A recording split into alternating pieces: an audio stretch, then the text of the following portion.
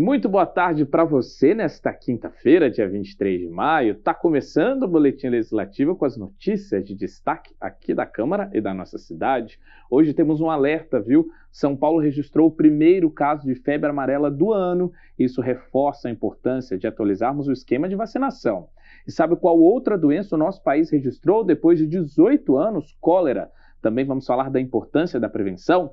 E amanhã é o Dia Mundial da Pessoa com Esquizofrenia. Lei aprovada aqui na Câmara torna a data uma ação do município. Vamos contar todos esses detalhes. Detalhes também dos projetos que serão apreciados na sessão de logo mais. A partir das 4 horas da tarde tem transmissão da sessão ao vivo. E claro que a gente mostra quais são as propostas apreciadas pelos vereadores em plenário. Dá só uma olhada. Entre os projetos da pauta da sessão desta quinta está a proposta do vereador Dr. José Cláudio, que autoriza a Prefeitura a criar na cidade um programa municipal de prevenção à sepse, também conhecida como infecção generalizada. Dr. José Cláudio, ao lado do vereador Fernando Petit, tem outro projeto na pauta. A matéria também autorizativa visa elaborar campanhas de conscientização e combate ao capacitismo nas escolas da rede pública de ensino. Ainda na área da educação, mas com foco na saúde, um projeto do vereador Marcão da Academia quer criar um programa de atendimento em saúde na educação infantil. A proposta seria construída em parceria com entidades sociais e instituições parceiras da Prefeitura. Já uma proposta do vereador Fabião Zagueiro busca instituir em São José uma política de desenvolvimento de consciência fonológica no processo de alfabetização das escolas municipais. Outro projeto do vereador Fabião autoriza o poder público a elaborar um programa de entrega domiciliar de medicamentos para idosos e pessoas com deficiência que usam remédios contínuos. Voltado para a inclusão, outro projeto da pauta, este da vereadora Dulce Rita, tem como objetivo criar na cidade residências inclusivas, voltadas para pessoas com deficiência sem vínculos familiares. A pauta também conta com o projeto do vereador Roberto do Eleven para ampliar os métodos de pagamento dos parquímetros de São José. Uma das propostas é a cobrança via cartão de crédito ou débito. Já na linha da fiscalização e posturas, o vereador Tomás Henrique apresentou um projeto que prevê sanções administrativas para pessoas que forem flagradas usando drogas ilícitas nas áreas públicas da cidade. Outro projeto do parlamentar, assinado por mais 4 vereadores, veda demolições de imóveis sem notificação prévia na cidade. Para isso, a matéria revoga alguns dispositivos da Lei Complementar número 651 de 2022. Algumas propostas da pauta são para a criação de campanhas e datas comemorativas, entre elas o Dia de Conscientização da Apraxia de Fala na Infância, o Dia da Igreja Assembleia de Deus e a campanha de conscientização e incentivo à doação de sangue e medula óssea. Outros projetos são para a denominação de rua e entrega de honrarias. A pauta completa você confere no nosso site, no ícone Pauta das Sessões. E a gente acompanhou aí na pauta os projetos que ainda vão ser apreciados pelos vereadores, mas é aqueles, que já foram aprovados.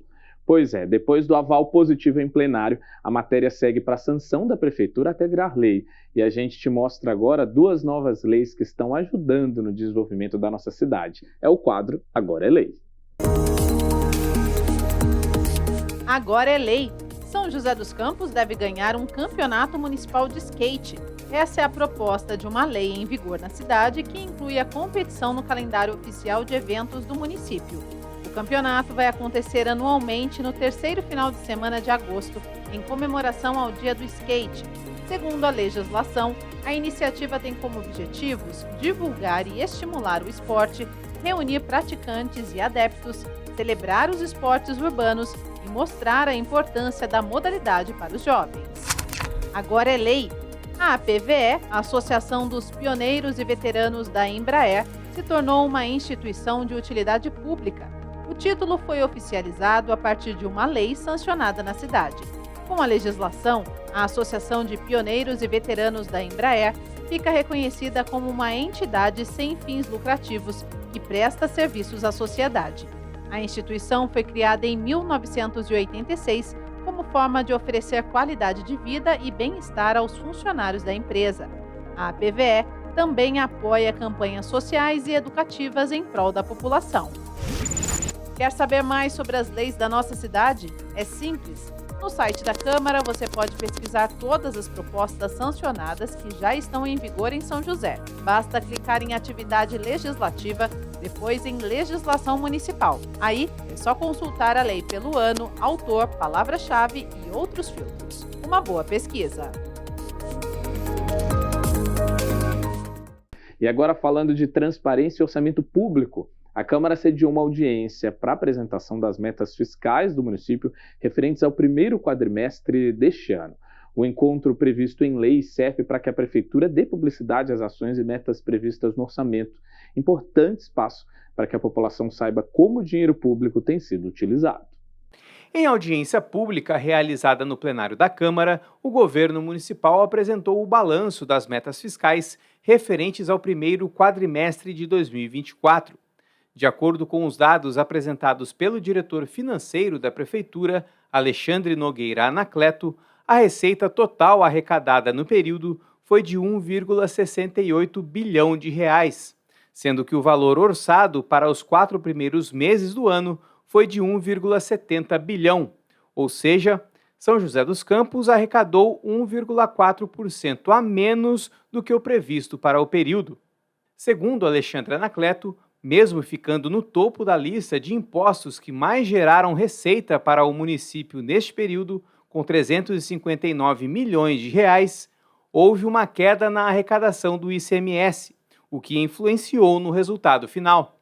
O ICMS ele é um principal vilão dessa arrecadação, que a começo do ano a arrecadação de ICMS ela não atendeu o que a gente tinha previsto, e agora, a partir de abril e agora em maio, ela voltou a se equilibrar.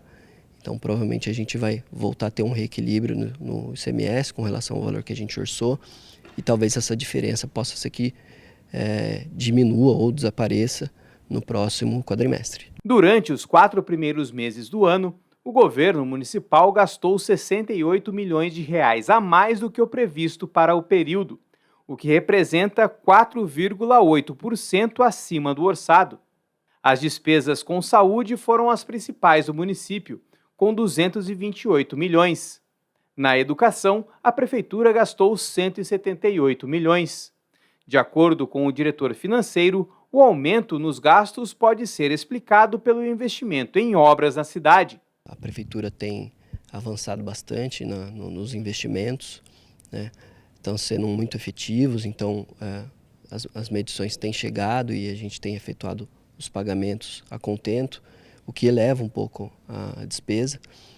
E também as despesas correntes, né? Que todo ano existem reajustes das despesas, a gente tem que fazer a reavaliação de alguns contratos. Mas apesar da arrecadação ter sido abaixo do previsto, o resultado do período foi positivo, de acordo com os dados apresentados. Com 1,45 bilhão de reais em despesas, o saldo foi de 229 milhões neste início de 2024, uma diferença de 15,7%, um resultado classificado como importante pelo diretor financeiro da Prefeitura. Eu acredito que a gente teve uma arrecadação muito boa nesse começo de ano, foi um valor bastante relevante, e a gente trabalhar nesse equilíbrio para conseguir terminar o ano no azul, né, e entregar a gestão para que possa dar uma continuidade no que já vem sendo feito por essa gestão aqui. As audiências públicas para a apresentação das metas fiscais no município estão previstas em lei e são realizadas ao final dos meses de fevereiro, maio e setembro de cada ano. É papel dos vereadores acompanhar e fiscalizar as ações que compõem o orçamento da cidade. E o mês de maio reserva uma data para debater um tema muito sensível, a esquizofrenia. Para trabalhar o assunto de forma conjunta e integrada, foi criado o Dia Nacional da Pessoa com Esquizofrenia, comemorado amanhã, sexta-feira, 24 de maio. A proposta é garantir a inclusão de quem sofre com a doença e quebrar tabus, além de incentivar a busca pelo tratamento. E esta é uma causa que recebe o apoio da Câmara, viu? Tanto que uma lei tornou a data uma ação da cidade. Essa unidade do Centro de Atenção Psicossocial da região sul de São José dos Campos atende 2.300 pacientes. Desse total, 630 receberam o diagnóstico de esquizofrenia, transtorno mental caracterizado pela perda de contato com a realidade, que se manifesta com alterações de pensamentos, delírios e alucinações. E a característica central da esquizofrenia é que essa pessoa ela tem uma alteração daquilo que chama de juízo de realidade, né? Ela vive num mundo à parte que é marcado por pensamentos alterados, que são os delírios, e alterações da senso-percepção, que seriam as alucinações auditivas. O tipo mais comum de delírio é o delírio perceptório. Então a pessoa se sente perseguida, acha que tem um complô contra ele, né? Ou o delírio autorreferente, ele acha que as pessoas olham para ele o tempo todo. Essa alteração psicótica ela dura bastante tempo, a verdade é que a gente fala 6 meses no mínimo para dar o diagnóstico, mas a maior parte das pessoas com esquizofrenia, uma vez que tem o quadro, vai viver com a doença por toda a sua vida. Estimativas da Organização Mundial de Saúde apontam que 2 milhões de pessoas no Brasil têm o transtorno. Em São José, 2.357 pacientes com esquizofrenia foram atendidos na rede de saúde pública de janeiro a abril desse ano. O psiquiatra explica que, na maior parte das vezes, o paciente apresenta os primeiros sinais na adolescência. Hoje, a esquizofrenia é entendida como uma doença do neurodesenvolvimento. Isso quer dizer o quê? Que não é um raio que cai na cabeça da pessoa quando ela tem ali por volta dos 20 anos de idade. Não, na verdade, o cérebro dela vai se desenvolvendo de forma alterada ao longo da vida toda, e ali é a manifestação dessa trajetória de desenvolvimento alterado. Então, hoje a esquizofrenia é entendida como uma doença causada por fatores genéticos e ambientais que interagem, e, portanto, é bastante complexo a gente determinar como se dá essa interação e que fazem com que o cérebro se desenvolva de forma alterada, até que no final da adolescência e da vida adulta a pessoa vai ter ali, normalmente, seu primeiro episódio nessa faixa etária. Levar informação sobre a doença é uma das preocupações da Câmara Municipal. Por isso, os vereadores aprovaram uma lei que inclui no calendário oficial do município o Dia de Conscientização sobre a Esquizofrenia, comemorado em 24 de maio. A data também é celebrada no Brasil e no mundo. É importante você ter um dia para você poder estar levando as informações que são aí acolhidos através da Secretaria da Saúde e poder estar passando isso para a população. E você falar desse dia, que é um dia importante, né? Que a pessoa geralmente que sofre dessa doença, para quem está do lado, os familiares, poderem, então, detectar, poder ajudar. A Associação Brasileira em Defesa dos Doentes Mentais e seus familiares considera que ter um dia de conscientização ajuda a reduzir o estigma e o preconceito e facilita a adesão ao tratamento. Precisamos trabalhar a conscientização todos os dias, em todos os lugares, né? Para a sociedade. Isso vai ajudar bastante, né? O conhecimento diminui o preconceito, né? Porque através do conhecimento a gente consegue entender o que é a doença, porque muitas pessoas não entendem o que é a doença, não sabem o que é a esquizofrenia. É uma doença grave, né? Grave, mas ela tem um tratamento. A esquizofrenia não tem cura e o tratamento exige uma abordagem multidisciplinar, com medicamentos, consultas individuais e oficinas terapêuticas, como acontece nas unidades do CAPS. Procurar a unidade básica de saúde, onde ela vai passar lá pelo médico clínico que vai encaminhar esse paciente para iniciar o tratamento nos CAPs, né? Aqui em São José dos Campos a gente tem o tratamento ofertado para a esquizofrenia através dos CAPs, onde trata os transtornos mais graves e persistentes, e também no ambulatório de saúde mental, onde são tratados os casos que estão mais estabilizados. Oferecer o suporte adequado é um dos caminhos para garantir qualidade de vida aos pacientes. Em 2019, vereadores também aprovaram lei que autoriza a criação de um programa de apoio à pessoa com esquizofrenia e familiares. A partir do momento que a pessoa começa a se tratar, ela pode ter uma melhor qualidade de vida, mesmo tendo esse tipo de doença. Então, é preciso muito... Eu diria que é fundamental o acompanhamento dos familiares, principalmente no início, quando detectar que a pessoa está se iniciando com esse tipo de problema. Mesmo tendo um componente genético, não há como saber se o paciente vai desenvolver a doença. O médico esclarece que iniciar o tratamento o quanto antes pode reduzir o risco de crises graves. Ele lembra ainda que algumas medidas preventivas também podem colaborar. A prevenção da esquizofrenia, dos transtornos mentais graves e dos transtornos mentais como um todo, hoje está muito claro que ela tem que ser feita na escola, numa parceria importante entre a educação e a saúde. E aí a gente precisa do dia 24 de maio para exigir melhor tratamento, exigir mais apoio para essas pessoas, mas também para mostrar a face mais humana e eu acho mais verdadeira do que são as pessoas com esquizofrenia. E a gente muda um pouco de assunto para mostrar para você as vagas de emprego abertas aqui em São José. Para você que está na luta por uma recolocação, atenção na nossa agenda de serviços e boa sorte. O PAT, Posto de Atendimento ao Trabalhador de São José dos Campos, tem oportunidades de emprego para agente de vendas de serviços, ajudante de carga e descarga de mercadoria, ajudante de obras, armador de ferragens na construção civil, assistente de vendas, atendente de lanchonete, atendente de mesa, auxiliar administrativo, auxiliar de cozinha, auxiliar de lavanderia, auxiliar de limpeza, auxiliar de logística, auxiliar de manutenção e edifícios, auxiliar de mecânico de autos, auxiliar de padeiro, auxiliar financeiro, carpinteiro, chefe de serviço de limpeza, churrasqueiro, costureira em geral, detetizador, empregado doméstico nos serviços gerais, farmacêutico, instalador reparador de linhas telefônicas e telegráficas, jovem aprendiz, manicure e pedicure, mecânico de automóvel, mecânico de motor a diesel, montador de andaimes, montador de móveis e artefatos de madeira,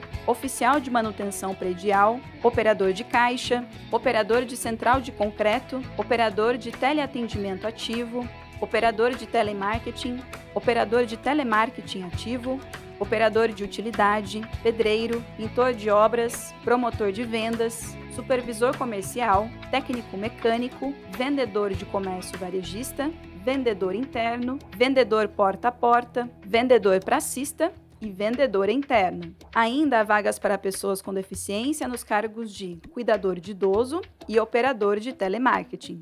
Para se candidatar, é fácil. É só comparecer ao pátio levando o RG, CPF, carteira de trabalho e o cartão cidadão. O pátio fica na Praça Afonso Pena, número 175, no centro.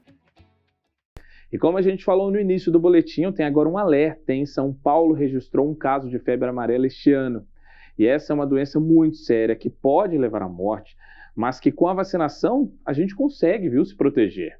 Desde 2019, São José não registra casos da doença e por isso a Prefeitura reforça a importância da população se vacinar. E muita gente não sabe, mas quem transmite a doença na cidade é o mesmo mosquito da dengue, o Aedes aegypti. Com essa alta nos casos de dengue, atenção redobrada, viu, com o mosquito. O coração do André fica apertadinho ao ver o filho chorando após tomar a vacina. Mas ele sabe, o choro passa e o que fica é a proteção. Conscientizar, né? Vai chorar um pouquinho, mas já vai passar e o coração da gente vai melhorar também. O Matheus tem 4 anos e veio tomar o reforço da vacina contra a febre amarela. O pai até mudou a rotina para atualizar a carteirinha do filho. Recentemente, né, teve um caso, né, que a gente ficou sabendo e procura o quanto antes. Eu tive que pedir dispensa no meu emprego também, para poder vir aqui acompanhar, para poder vacinar ele na data certinho também e o quanto antes também, né? Para ficar o mais protegido possível, né? O cuidado com a saúde da criança não é em vão. Em março, o estado de São Paulo registrou a primeira morte por febre amarela esse ano. O caso aconteceu na cidade de Águas de Lindóia e acendeu o sinal de alerta. Outro caso da doença é investigado em Serra Negra, também no interior de São Paulo. Significa que as pessoas não estão totalmente imunizadas. Se as pessoas estiverem vacinadas, o vírus, pelo menos 95% da população, o vírus não entra em circulação.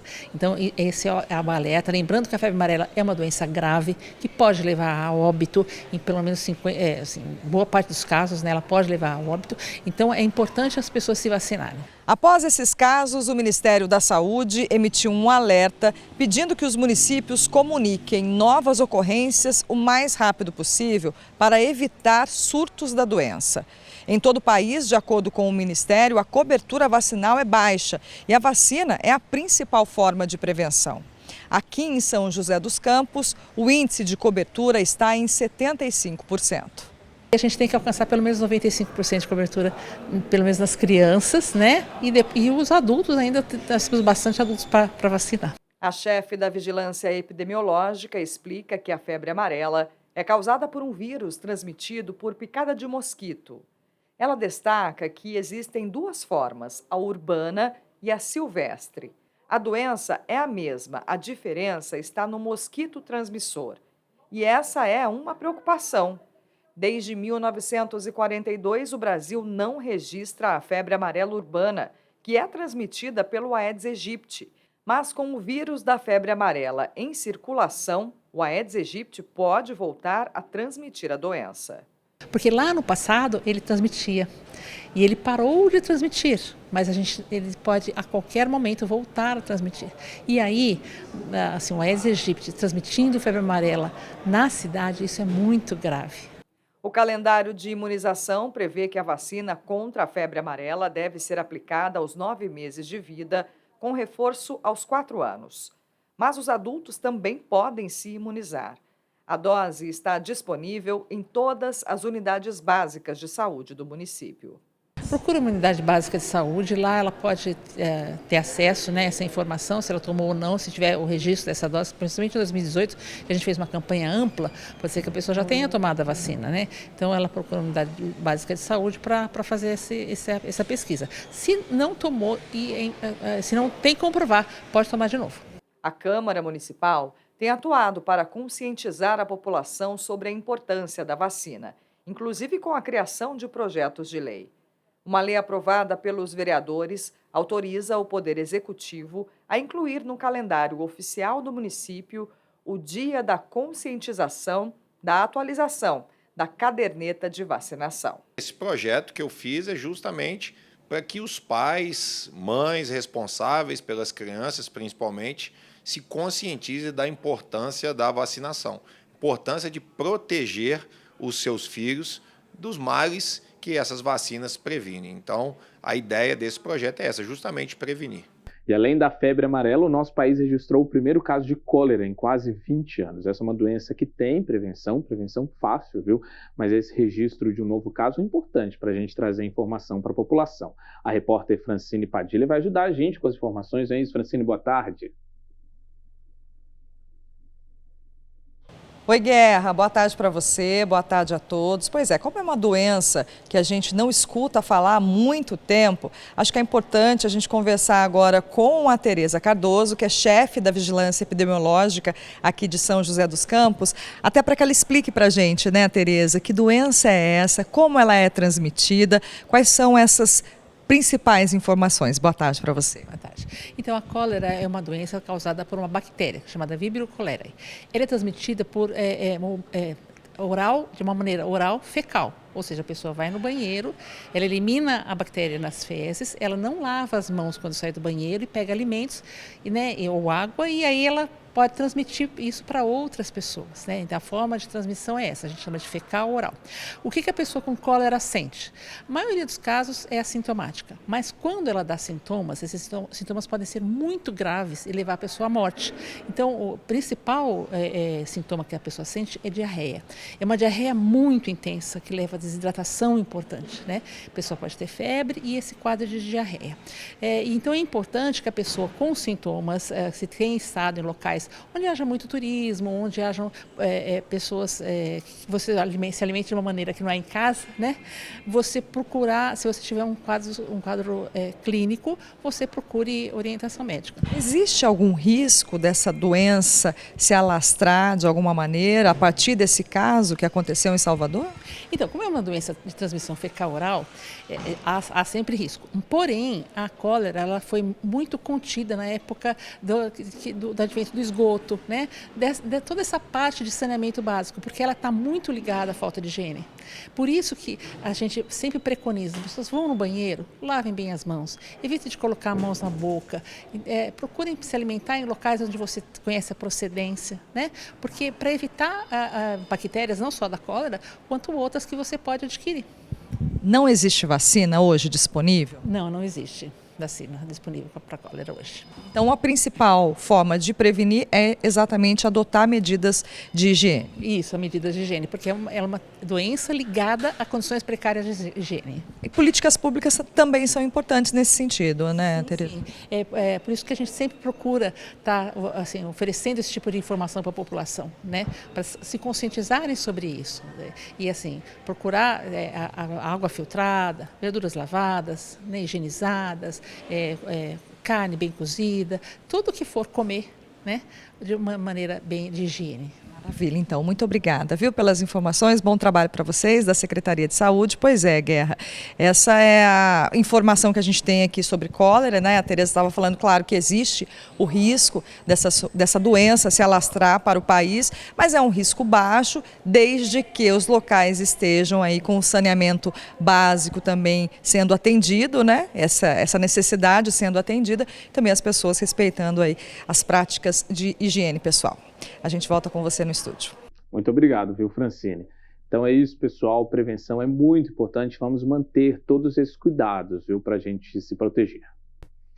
E agora a gente vai para mais um assunto. Na verdade, a gente vai agora para um assunto leve, viu? Um assunto de fim de semana, que é a nossa agenda cultural. E aí, empolgado para saber tudo que vai rolar na cidade? Eu tô. Então vamos ver as atrações que prometem animar São José?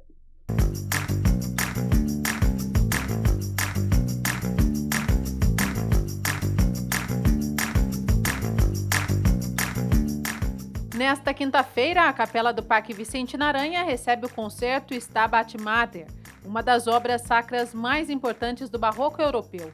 A entrada é gratuita, mas a ideia é que os participantes façam contribuições espontâneas para o CAEB, o Centro Ambiental Eduardo Bonetti, que serão direcionadas às vítimas da enchente que atingiu o Rio Grande do Sul. O projeto Cinema na Praça, uma jornada nas estrelas, será realizado nesta quinta-feira no Jardim Telespark e na sexta, na Praça Afonso Pena. Uma tela gigante vai exibir de graça e ao ar livre vários filmes nacionais premiados de curta-metragem. A Casa de Cultura Rancho do Tropeiro Ernesto Vilela, em Eugênio de Melo, recebe a exposição que conta um pouco da história da tradicional Festa do Divino pela Igreja Imaculada Conceição. São peças em argila da arte educadora Mirna Tominaga e do artista Benedito Donizete, que trabalha com cabaças. A mostra gratuita pode ser visitada até junho, de segunda a sexta, das 8 da manhã às 10 da noite. Nesta sexta-feira, o Sesc recebe o violeiro Yassir Shediak para uma apresentação repleta de saudade e aconchego. O artista, que tem 20 anos de carreira, faz sonoridades mágicas com a tradicional viola de 10 cordas. A minha volta, sinfonia de pardais, cantando para a majestade o sabiá. A majestade o sabiá. Terry O'Dabi, um dos talentos mais respeitados do gênero blues, conhecida por sua capacidade de transmitir várias emoções em suas performances, lembrando a eterna Etta James, estará em São José neste sábado para uma apresentação incrível com sua voz hipnotizante.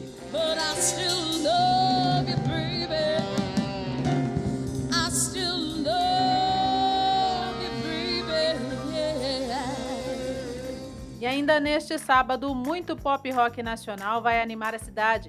Samuel Rosa e a banda Paralamas do Sucesso se encontram para um show incrível na Farmaconde Arena.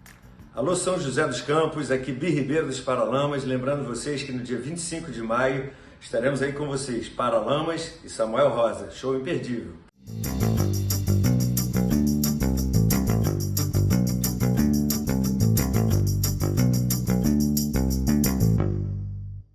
E vamos ver como fica o tempo aqui em São José nesta quinta e também amanhã, sexta-feira? A quinta-feira se mantém ensolarada e sem nuvens, e não há chances de chuva. A máxima é de 28 graus e a mínima de 13 graus. Amanhã, sexta-feira, o dia será de sol com muitas nuvens, e há possibilidade de pancadas de chuva ao longo da tarde. A máxima prevista é de 29 graus e a mínima de 13 graus. E pessoal, acabou por hoje. A gente encerra o boletim desta quinta, agradecendo pela sua companhia e, claro, desejando uma ótima tarde a todos. Amanhã, sexta-feira, é dia do Semana Legislativa, a partir de 1h30 da tarde, hein? Aqui na tela estão as nossas redes sociais, que você acessa pelo @TV Câmara SJC. Até a próxima, tchau!